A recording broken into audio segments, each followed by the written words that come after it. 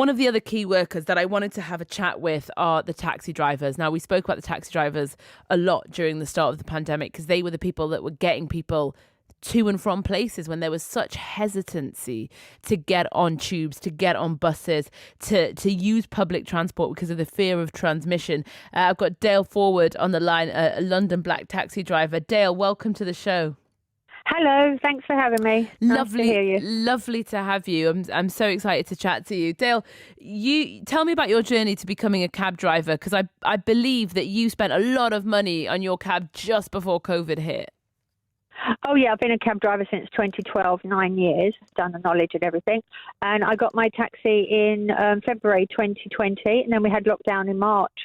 My brand new taxi, my electric one, that was £70,000. Oh, my God. And just didn't see the lockdown coming, it was just closed London in front of our eyes, didn't they? I was going to the theatre and they turned us away that very night when Boris announced it over the phone, over the radio, rather. Wow, so you were on your way out to a social event? Yeah. Unbelievable. And there's been so many different phases of the pandemic and the various lockdowns, Dale. What's been the most difficult part of being a taxi driver, key worker during all of this? The most difficult part, just having no work, just ranking up, driving around. I mean, initially we was sort of picking up people, going to hospitals or going to supermarkets. And what else did we do? Things like, oh God, I can't think now. My mind's gone blank. But you mentioned that, Dale, actually, about picking up people going to hospitals and stuff. Was there ever a fear of because I remember looking at the statistics at one point, and taxi drivers were amongst the people who were contracting COVID at really quick, alarming rates because they came into contact with so many different people throughout the day. How did you manage that, and how did you manage that worry? No.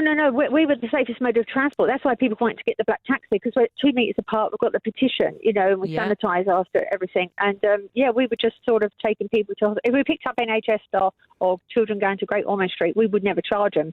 Right. We would sort of give back in that way. That's just what we do. But, it was so quiet. So we were just sort of just driving around. Then it just dried up. So then I had to get another job, being a supermarket delivery driver, because there was just no work in the cab. So you basically took a second job during COVID because your first method of income wasn't bringing you anything in. I'd done taxiing 2 days a week, 5 days a week. I was delivering food because that industry was really busy, just delivering food to people's doorsteps. And how did you find that? You know what? When they done the clapping at Thursday night at 8 o'clock, they were saying, and you as well, and the delivery drivers, and them clapping was for everybody, not just the doctors and nurses. It was for it was literally everyone. So you did feel part of that?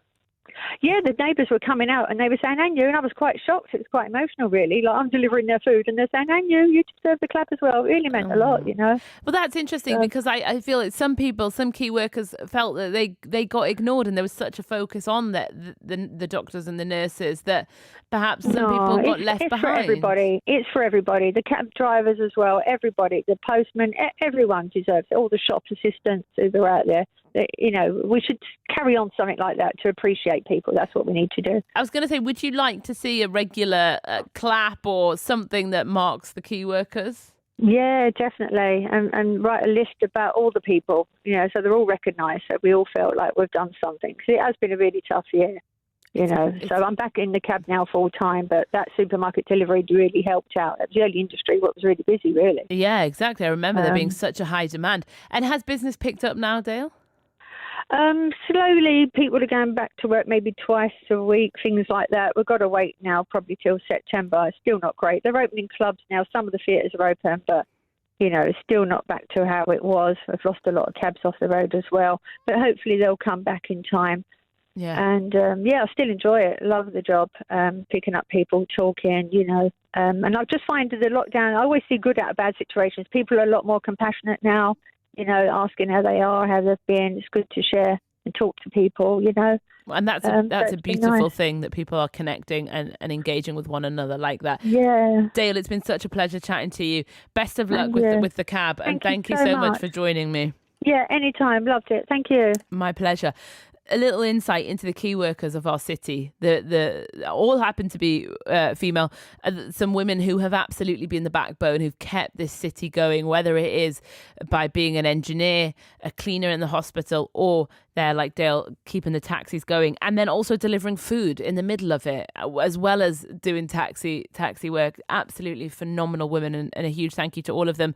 I wonder if, when Dale was talking just there, I wonder, in the same way we have war memorials of people who contributed to war efforts, and I know there's one just near Downing Street that's the memorial of the women and the children who helped during the war. I wonder if we will have memorials to the key workers, some kind of statue to the key workers for everything that they did to keep us all and keep our city moving, because they have indeed been phenomenal. Lots still to come on the show, but first, it's a bit of Duran Duran.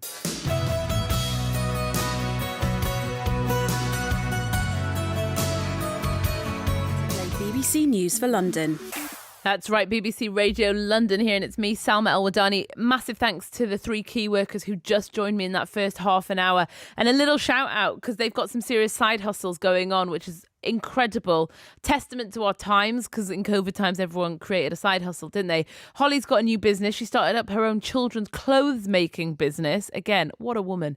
It's www.tillymooanddog.co.uk, tillymooanddog.co.uk, and she works most nights from 9 till 2 because she can't sew during the day with her new baby, so she's up at night sewing, which is just phenomenal. Holly, I hope you stay with us for the rest of the show, and it's good to have you as part of our nighttime crew.